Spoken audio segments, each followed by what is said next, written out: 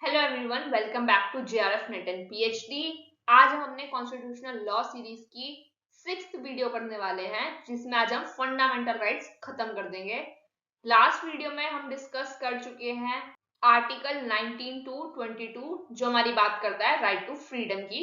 आज हम 23 से 32 तक के आर्टिकल्स कवर करेंगे। आर्टिकल 23 एंड 24 बात करता है हमारा right against exploitation. Right to freedom of religion हमारा 25 टू 28। अब ये मैंने इसलिए लिखे हैं क्योंकि इससे क्वेश्चन आ चुका है कि कौन सा आर्टिकल में कौन सा राइट कवर हो रहा है। कल्चरल एंड एजुकेशनल राइट्स हमारे कवर होते हैं अंडर आर्टिकल 29 एंड 30। अब हम इसकी डिटेलिंग के साथ केस लॉस करेंगे और लास्ट में हम पीवाईक्यू करेंगे। राइट टू कॉन्स्टिट्यूशनल रेमेडी जो हमारा गिवन है अंडर आर्टिकल 32 टू 35 में। राइट अगेन एक्सप्लॉयटेशन, इसमें हमारे आते हैं दो आर्टिकल्स। सबसे पहले हमारा आता है article number 23, prohibition of traffic in human beings and force labour. इसमें हमारे की कॉन्सेप्ट क्या है? Traffic in human beings, bagger and other similar forms of force labour. वो क्या हमारी प्रोहिबिटेड है, प्रतिबंधित है। ट्रैफिक इन ह्यूमन बीइंग्स हमारी इंक्लूड करती है buying and selling of person, और जो हमारी स्लेवरी है। Nothing in this article shall prevent the state from imposing compulsory service for public purposes, and in imposing such service the state shall not make any discrimination on ground only of religion, race, caste or class or any of them। तो ये जो हमारे दोनों articles हैं ये हमारे apply होते हैं सिटीजन एंड नॉन सिटीजन दोनों पे।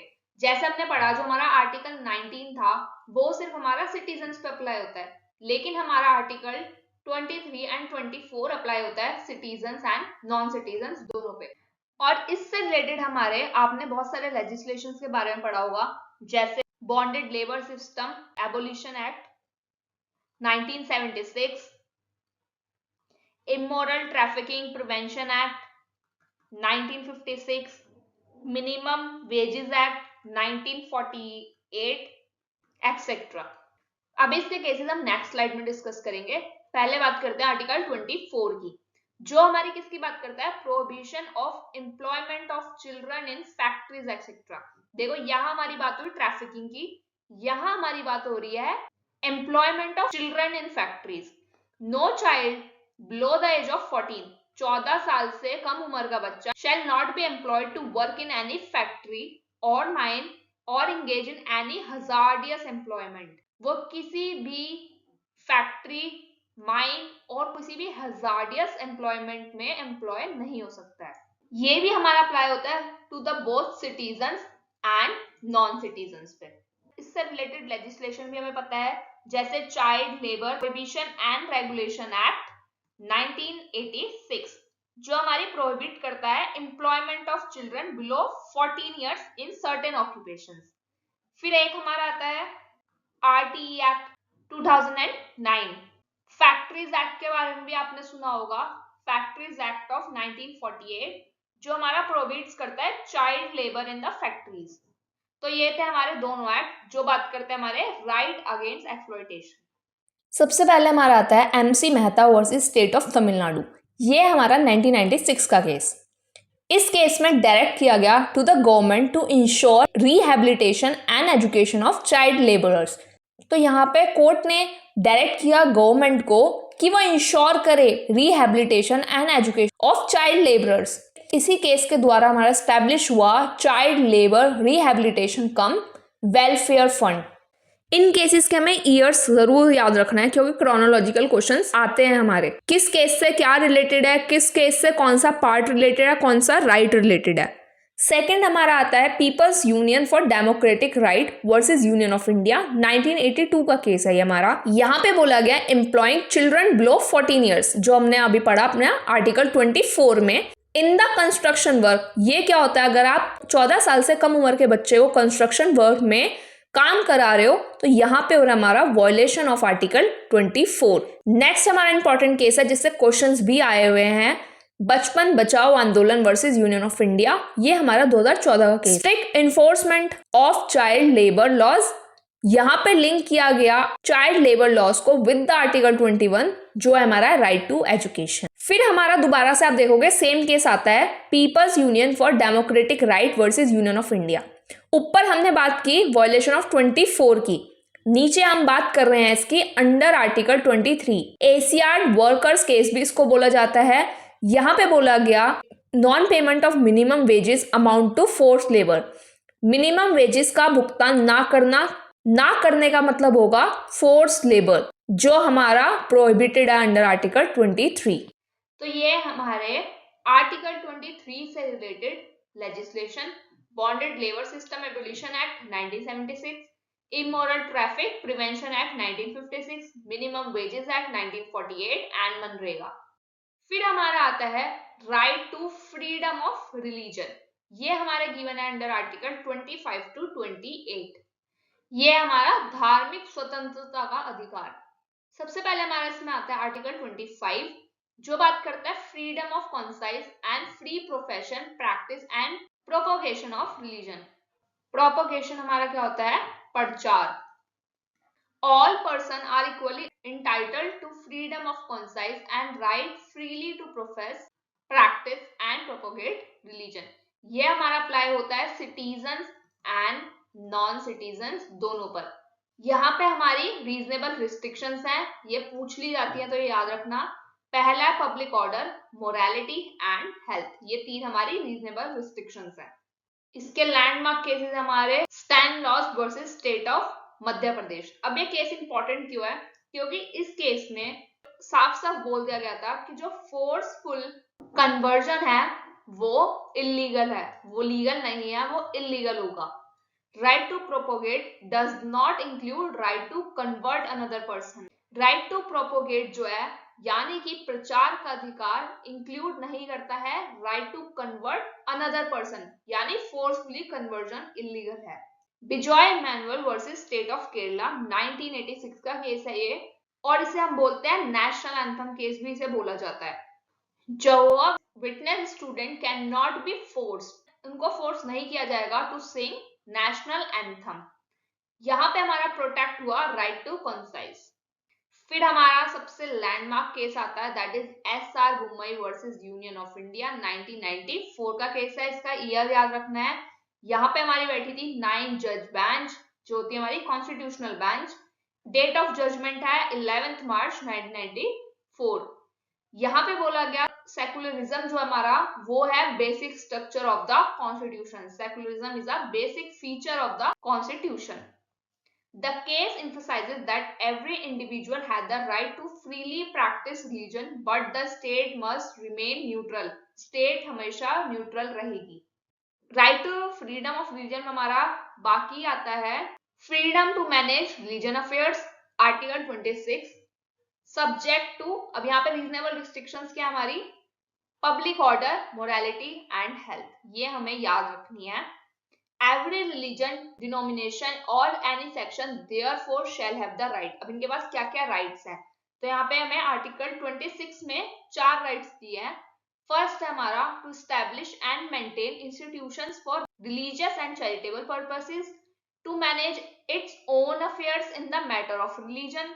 थर्ड है हमारा to own and acquire movable and immovable property, and last one is to administer such property in according with the law. Article 27 हमारी बात करता है freedom as to payment of taxes for promotion of any particular religion. यहाँ पे क्या freedom दी गई है? No person shall be compelled to pay any taxes. कोई भी पर्सन कंपेल्ड नहीं है to pay any taxes. The proceeds of which are specifically appropriate in the payment of expenses for the promotion or maintenance of any particular religion or religious denomination। यहाँ पे क्या बोला गया है? जो स्टेट है it cannot impose religious taxes। साथ में बोला गया जो पब्लिक मनी है वो यूज नहीं होगी टू प्रमोट एनी रिलीजन, लेकिन साथ में हमारे जर्नल टैक्सेस जो है वो अलाउड है। अब ये जर्नल टैक्सेस हमारे क्या क्या है? टूरिज्म, हेरिटेज प्रिजर्वेशन एक्सेट्रा हमारे क्या आते हैं जर्नल टैक्सेस में। सीधा सा है कि धर्म के लिए हमें कोई टैक्स नहीं देना। फिर हमारा आता है article 28 freedom as to attendance at religion instruction or religion worship in certain educational institutions. इसमें हमारे हैं 3 सब clauses. No religion instruction shall be provided in any educational institution wholly maintained out of a state fund. कोई भी religion instruction नहीं दी जाएगी किसी भी एजुकेशनल इंस्टीट्यूट में जो मेंटेन किसके द्वारा हो रहा है, बाय द स्टेट फंड्स. वहां पे आप कोई भी रिलीजन इंस्ट्रक्शंस नहीं दे सकते हो. सेकंड क्लॉज बोलता है nothing in clause 1 shall apply to. जो क्लॉज 1 है वो अप्लाई किस पे नहीं होगा, an education institution which is administered by state, जो एडमिनिस्टर्ड तो हो रहा है स्टेट के द्वारा, but has been established under any endowment or trust which requires that religion instruction shall be imparted in such institution. यहाँ पे क्या इंस्टीट्यूशन एडमिनिस्टर्ड तो हो रहा है बाय द स्टेट, लेकिन वो स्टैब्लिश कहां से हुआ है, थ्रू अ ट्रस्ट, तो यहाँ पे इंस्ट्रक्शन दे सकते हैं. थर्ड है no person attending any educational institution recognised by the state. यहाँ पे क्या है, रिकॉग्निशन बाय द स्टेट है, और receiving aid out of state fund, aid भी मिल रही है उसे स्टेट फंड से, shall be required to take part in any religious instruction that may be imparted in such institution or to attend any religious worship that may be conducted in such institution or in any premises attached thereto unless such person or if such person is a minor his guardian have given his consent thereto. यहाँ पे simple सा बात हुआ है कि किसी भी person को कंपेल नहीं किया जाएगा to attend any religious instruction और to attend worship without consent, बिना कंसेंट के. नेक्स्ट आता है हमारा कल्चरल एंड एजुकेशनल राइट्स, जो हमारे गिवन है अंडर आर्टिकल 29 एंड 30. यहाँ पे क्या हो रहा है, हमारा प्रोटेक्ट किया जा रहा है cultural and educational rights of minorities. यहाँ पे माइनॉरिटीज के कल्चर और एजुकेशनल राइट्स को हम प्रोटेक्ट कर रहे हैं. आर्टिकल 29 हमारा बात करता है protection of interest of minorities any section of the citizens. अब देखो यहाँ से माइनॉरिटी की बात नहीं करी, इसने बोल दिया any section of the citizens residing in the territory of India. किस पे एप्लीकेबल हुआ, ये सिर्फ सिटीजन्स पे. और any part thereof having a distinct language script culture of its own. क्या क्या है, लैंग्वेज है, स्क्रिप्ट है और culture. Shall have the right to conserve the same. Sub clause 2 हमारी बात करता है no citizen shall be denied admission any educational institution. यहाँ पे हमारी बात होती है admission into any educational institution maintain by the state और receiving aid out of state fund on the ground only. और अब यहाँ पे ग्राउंड हमें क्या दिए गए, रिलीजन रेस कास्ट लैंग्वेज और एनी ऑफ देम. 4 हमें दिए गए ग्राउंड, 7 में हमारा आया एनी ऑफ देम. क्या क्या प्रोटेक्ट हो गया, language script and culture. Second, किसी भी सिटीजन को आप डिनाई नहीं कर सकते एडमिशन का ऐसे एजुकेशनल इंस्टीट्यूशन में जो मेंटेन हो रहा है बाय स्टेट और रिसीविंग क्या कर रहा है, एड कहां से रिसीव कर रहा है, आउट ऑफ स्टेट फंड. किस ग्राउंड के बेस पे आप डिनाई नहीं कर सकते, basis of religion race caste language and और एनी ऑफ देम. आर्टिकल 30 हमारी बात करता है right of minorities to establish and administer. देखो अब यहाँ पे याद रखना, इससे ही क्वेश्चन बना था. माइनॉरिटीज के पास क्या राइट है, एडमिनिस्टर एंड है यहाँ पे, ये याद रखना, और नहीं है एंड एडमिनिस्टर एजुकेशन इंस्टीट्यूशंस. यहाँ पे हमारे पास है 2 सब क्लॉजेस. यहाँ सब क्लॉज 1 में हमने बात करती any section of the citizens. Article 30 में हम बात कर रहे हैं ऑल माइनॉरिटीज. यहाँ पे किसकी बात हुई है, सिर्फ माइनॉरिटीज की. whether based on religion or language shall have the right to establish and administer educational institution of their choice. उसके बाद इसके सब 2 क्लॉजेज हैं, ये आप पढ़ लेना. क्लॉज 2 बात करता है स्टेट शैल नॉट. यहाँ क्या है, state shall not in granting aid to educational institution discriminate against. यहाँ स्टेट क्या नहीं करेगी, डिस्क्रिमिनेशन नहीं करेगी against any educational institution on the ground that it is under the management of a minorities whether based on religion or language. अब हम सीधा करेंगे आज का लास्ट आर्टिकल, जो हमारा आर्टिकल 32, जहां से हमारे क्वेश्चंस बनते हैं. और इस आर्टिकल को डॉक्टर भीमराव अंबेडकर ने बोला था heart and soul of the constitution, that is article 32 right to constitutional remedies for enforcement of rights conferred by this part. तो देखो इसके अंदर हमें पता है रिट्स है, रिट्स पे हम सेपरेट वीडियो करने वाले हैं जहां पे हम पांचों रिट डिस्कस करेंगे। देखो जो इसका सब क्लॉज है उसमें हमें रिट्स का सीक्वेंस दिया हुआ है, रिट्स के सीक्वेंस से क्वेश्चंस बनते हैं, इसका सीक्वेंस याद होना चाहिए। बाकी इसकी डिटेलिंग हम नेक्स्ट वीडियो में करने वाले हैं। आर्टिकल 32 में हम जाते हैं सुप्रीम कोर्ट, आर्टिकल 22(6) में हम जाते हैं हाई कोर्ट, ये याद रखना है। सुप्रीम कोर्ट हम जब जाते हैं जब हमारे फंडामेंटल राइट्स का वायलेशन होता है, लेकिन हाई कोर्ट हम फंडामेंटल राइट्स के वायलेशन के साथ एनी अदर राइट के वायलेशन पे भी जा सकते हैं। अब इसके करेंगे हम क्वेश्चंस। यहाँ पे हमें दिया गया मैच द फॉलोइंग, यहाँ पे हमें केसेस मैच करने हैं विद द राइट। तो right to go to abroad ये था हमारा मेनका गांधी केस में जो हमारा डील करता है under article 21। Right to livelihood ये था हमारा ओल्गा टैलिस के केस में। Right against sexual harassment, this is one of the famous cases, that is Vishakha's case. Right to education का हमारा है मोहिनी जैन केस जो हमारा डील करता है आर्टिकल 21A में, तो इसका ऑप्शन होगा हमारा C. The term secularism implies that state does not recognize any religion as a state religion, जैसे हमारे इंडिया में है, स्टेट ने कोई भी रिलीजन को रिकॉग्नाइज नहीं किया है एज अ स्टेट रिलीजन।